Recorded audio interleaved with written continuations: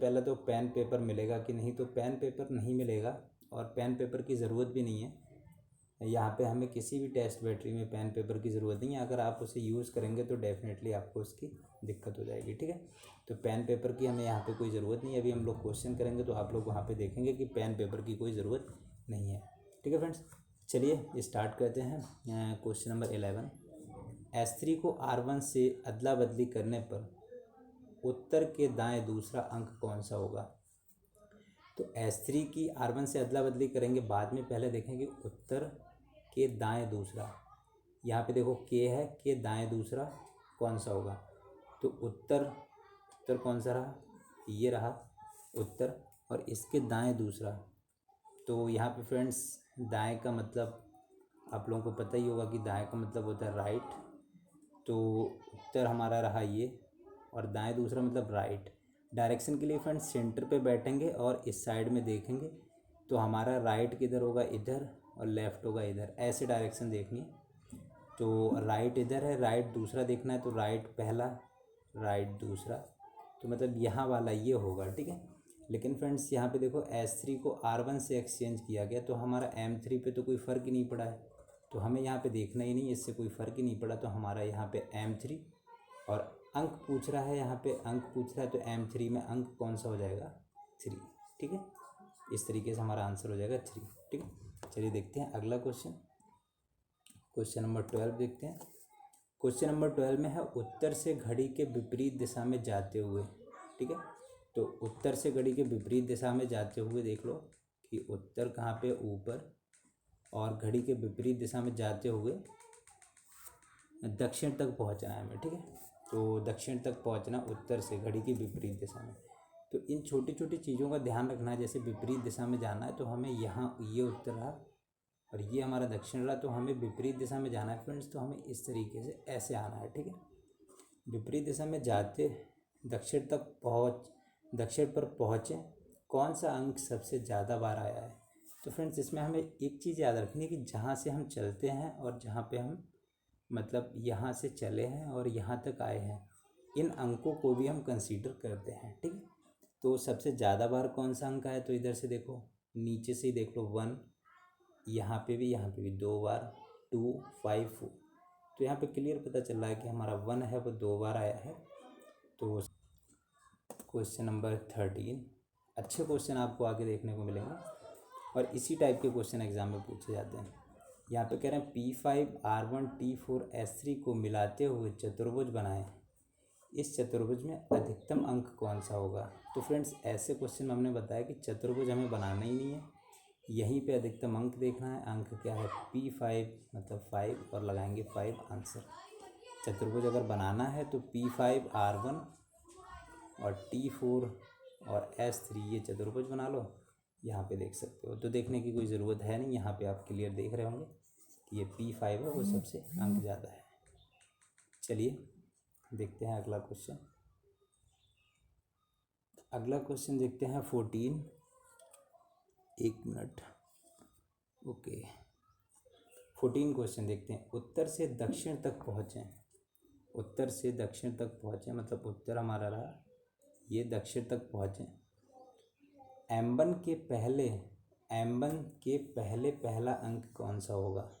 तो M1 कहाँ पे रहा, ये M1 से पहले पहला अंक कौन सा होगा। तो यहाँ पे फ्रेंड्स हमें यहाँ पे डायरेक्शन नहीं दी है, इन छोटी छोटी बातों को हमें ध्यान रखना है। डायरेक्शन नहीं दी है इसका मतलब है कि हमें क्लॉकवाइज डायरेक्शन में जाना है, ठीक है। अगर डायरेक्शन नहीं दी होगी तो हमें क्लॉकवाइज डायरेक्शन में जाना होगा। तो यहाँ पे देख लें, इस तरीके से क्लॉकवाइज डायरेक्शन में आगे उत्तर से दक्षिण तक पहुँचें M1 के पहले। तो M1 के पहले ये है, पहला अंक कौन सा होगा। तो यहाँ पे अंक देख सकते हैं कि अंक यहाँ पे हमारा होगा T4 है, तो अंक हमारा क्या हो जाएगा, 4 हो जाएगा, ठीक है। तो इस तरीके से 14 का आंसर क्या हो जाएगा, 4। अगर डायरेक्शन नहीं दी होगी इसका मतलब है कि हमें डायरेक्शन को लेना है क्लॉकवाइज। चलिए अगला क्वेश्चन देखते हैं। फॉन्ट पिछली बार थोड़ा छोटा रह गया था तो इस बार फॉन्ट सही है। तो यहाँ पे देखते हैं क्वेश्चन, P5 को T4 से और S3 को R1 से एक्सचेंज करने पर, एक्सचेंज बाद में करेंगे, देखें यहाँ पे उत्तर पश्चिम के दाएं तीसरा अंक कौन सा होगा। तो पश्चिम पे पहुँचे, दाएं मतलब राइट, यहाँ पे बैठे देखा तो राइट हमारा इधर हुआ, तो राइट तीसरा जाना है, तो पहला दूसरा और तीसरा, ये अंक पूछा है। अब देख लो ये क्या एक्सचेंज हुआ है, हाँ बिल्कुल हुआ है। S3 को R1 से एक्सचेंज किया गया है, तो मतलब S3 की जगह क्या आ जाएगा R1, और पूछा है अंक, तो अंक क्या हो जाएगा 1। इस तरीके से 15 का आंसर क्या हो जाएगा 1। ठीक है फ्रेंड्स, चलिए देखते हैं क्वेश्चन नंबर 16। तो क्वेश्चन नंबर 16 में क्या है, पूरब दक्षिण के मध्य, तो पूरब दक्षिण के मध्य, पूरब ये रहा और दक्षिण के मध्य ये रहा। मध्य, यहाँ पे एक चीज़ ध्यान रखना, इन चीज़ों का हमें ध्यान रखना है। मध्य अक्षर को उत्तर पश्चिम, तो उत्तर और पश्चिम मतलब इससे के मध्य के अक्षर से अदला बदली करना, मतलब अक्षर बदले जाएंगे फ्रेंड्स। तो यहाँ पे आ जाएगा T5 और यहाँ पे आ जाएगा P4। ठीक है, बदलने पर E4 के दाएं तीसरा अंक कौन सा होगा। दायां मतलब राइट, तो E4 कहाँ पे है, ये है, तो पहला दूसरा और तीसरा, यहाँ का अंक पूछ रहा है। तो फ्रेंड्स यहाँ पे T4 था, लेकिन अब हमारे पास P4 हो गया है, तो P4 में अंक क्या रहेगा 4। ठीक है, अक्षर बदला गया है ना कि अंक, इस चीज़ का हमें विशेष ध्यान देना है। इस तरीके से 16 का आंसर हो जाएगा 4। चलिए देखते हैं अगला क्वेश्चन, क्वेश्चन नंबर, एक मिनट, इस चीज़ को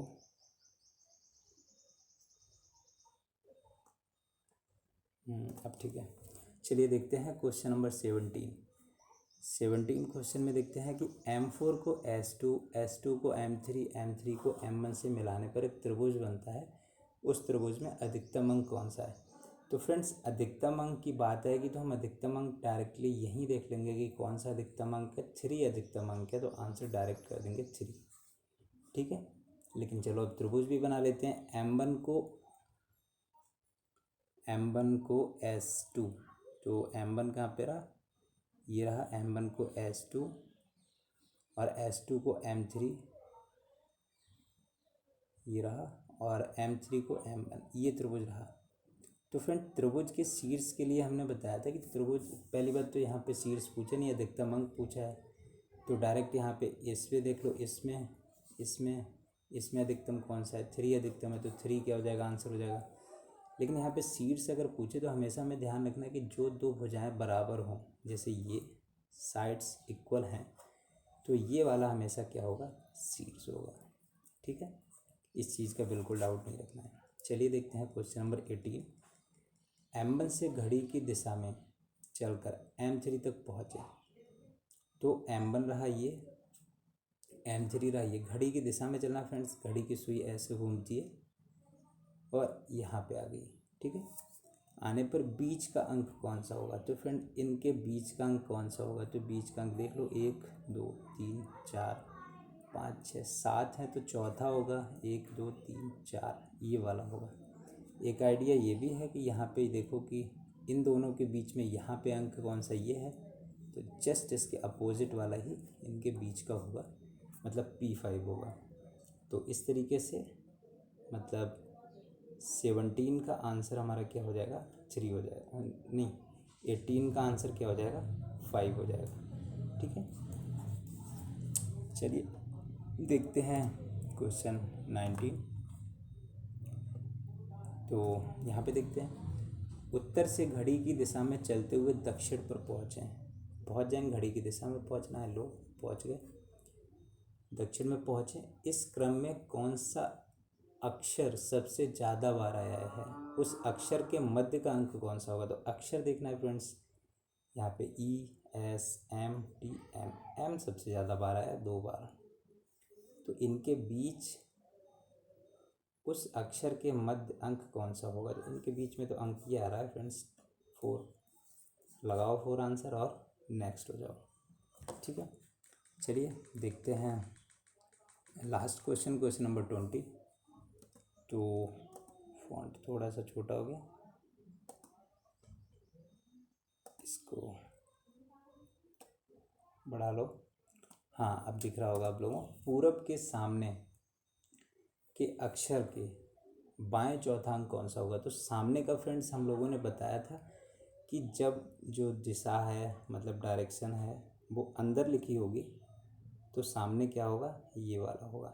बाहर लिखी होगी तो मतलब सामने और विपरीत एक ही चीज़ होगी। ठीक है, और अंदर लिखी होगी तो अलग अलग होगी। लास्ट वीडियो में मैंने इस चीज़ पे डिस्कस किया अच्छे से, उसको आप वीडियो देख सकते हैं। और भी अगर आपके डाउट हैं तो वीडियो नंबर 58 आप ज़रूर देखें। वॉच के बहुत ज़्यादा मतलब जो मेन डाउट्स थे सारे उसमें कवर किए गए बेसिक लेवल के। तो इसके बाद के जो डाउट रह रहे हैं वो हम क्वेश्चन में ही कवर करते हुए चलेंगे। जैसे बहुत सारे फ्रेंड्स का कहना है कि सर डायरेक्शन बदलने वाले क्वेश्चन को कराइए, तो अगले वीडियो में डायरेक्शन बदलने वाले क्वेश्चन को करा देंगे। चलिए देखते हैं क्वेश्चन नंबर 20। तो पूरब के सामने के अक्षर, तो पूरब का सामने का अक्षर क्या हो गया, ये हो गया कि बाएं चौथा, बाएं मतलब लेफ्ट। सेंटर पे बैठ जाओ, बाहर देखो तो इधर को हो जाएगा राइट, इधर को लेफ्ट। तो चौथा अंक पूछ रहे हैं फ्रेंड्स, पहला, दूसरा, तीसरा, चौथा। तो चौथा अंक क्या हो जाएगा यहाँ पे S2। तो अंक पूछा है तो आंसर हो जाएगा 2। ठीक है फ्रेंड्स। तो फ्रेंड्स वीडियो कैसा लगा कमेंट सेक्शन में ज़रूर बताएं, और वीडियो को यार लाइक किया करें, इससे मेरा भी मोटिवेशन बढ़ता है, मुझे भी अच्छा लगता है नए वीडियो बनाने के लिए। मतलब मेरा भी इंटरेस्ट होता है कि नया वीडियो बनाया जाए। तो वीडियो को लाइक करें और दोस्तों के साथ शेयर करें। बाकी अपनी प्रिपरेशन को ऑन द ट्रैक रखें और मस्त रहें, स्वस्थ रहें। अगले वीडियो में मिलते हैं, तब तक के लिए बाय।